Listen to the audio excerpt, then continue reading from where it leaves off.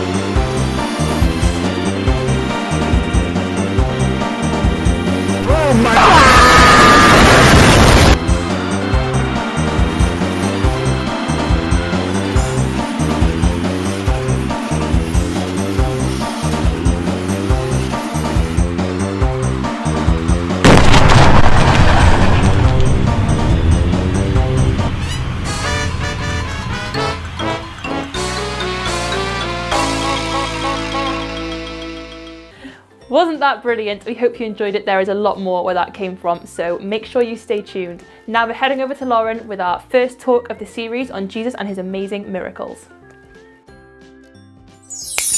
Hi Lighthearted, we are back for a brand new talk series and, oh, hang on a second, I just forgot my drink. That's better. So, this term we are looking at a brand new talk series. We are looking at miracles. Now miracles are kind of like magic tricks. They're things that we can't really explain. They don't really happen naturally, but the way that we explain them is that it's done through God's power because we think God is the most powerful thing in the entire world. So I thought it would be a good idea for us to look at some of the miracles that we have in the Bible. And specifically, I thought we should look at some of the miracles that Jesus did in the Bible. Now, the miracles that Jesus did are in the New Testament. So the New Testament is all the stuff with Jesus in. And there is a bit in the Bible called John. And John wrote about some of Jesus's miracles. And I thought today, for our first talk series on miracles, we should look at Jesus's first miracle. Now, Jesus's first miracle was turning water into wine. Now I'm going to read you exactly what it says in John. So, Jesus had been invited to a wedding. It was a large wedding and there were many guests. Jesus' disciples had been invited too. So John and Peter and Matthew and Mark and people like that. But then something dreadful happened. All of the wine ran out and there wasn't a single drop left for people to drink. And people were getting thirsty. Jesus' mother whispered to Jesus, "They haven't got any wine left." Jesus' mother knew that Jesus could do something about this. So she told the servants of the wedding that Jesus would help them. She said, "Go over by the door where there are 6 stone water pots and fill each one up with 100 litres of water." Now, I don't know if you know how big 100 litres is, but it's pretty big. It's kind of like if you filled an entire bathtub up with water, and there were 6 of them.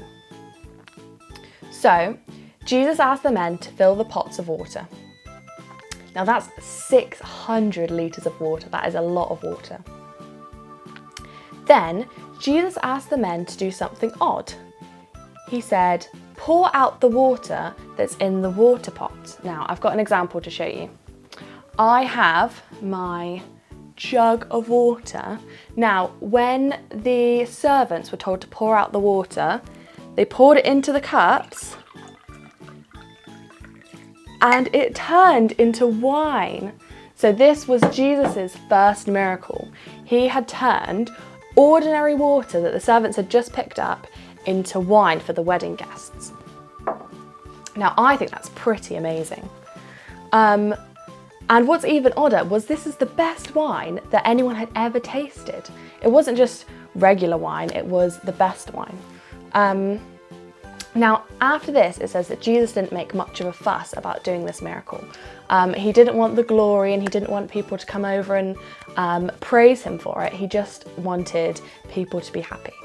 Now, I think the miracles that we have in the Bible, especially the ones that Jesus did, show us something about who Jesus is.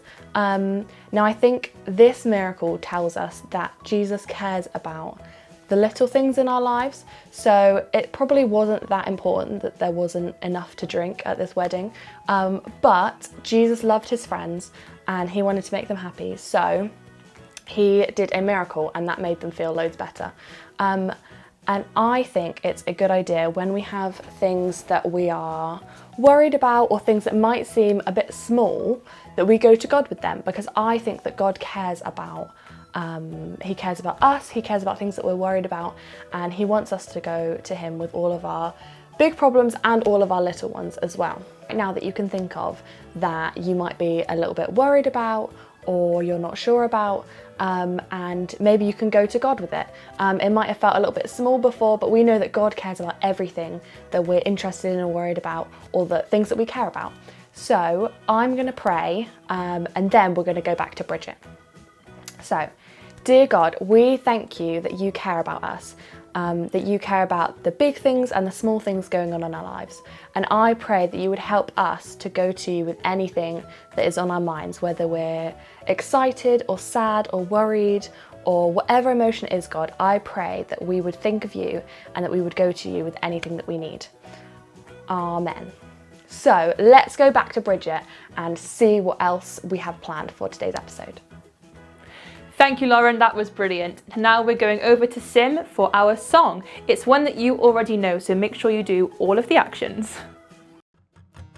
Lay my life down at your feet, 'cause you're the only one I need. I look to you and you were always there. Troubled times, it's you I see. I put you first, that's all I need.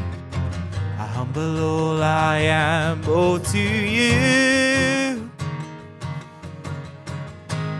One way, Jesus, you're the only one my heart could live for. One way, Jesus, you're the only one that I could live for.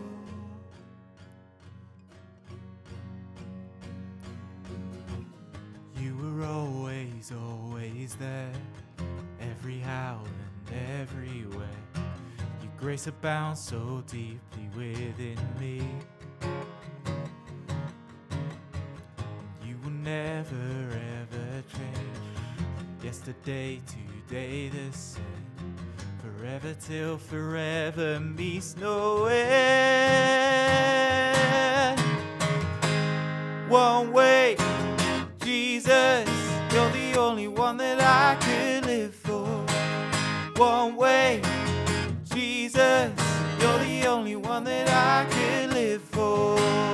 One way, Jesus, you're the only one that I could live for. One way, Jesus, you're the only one that I could live for.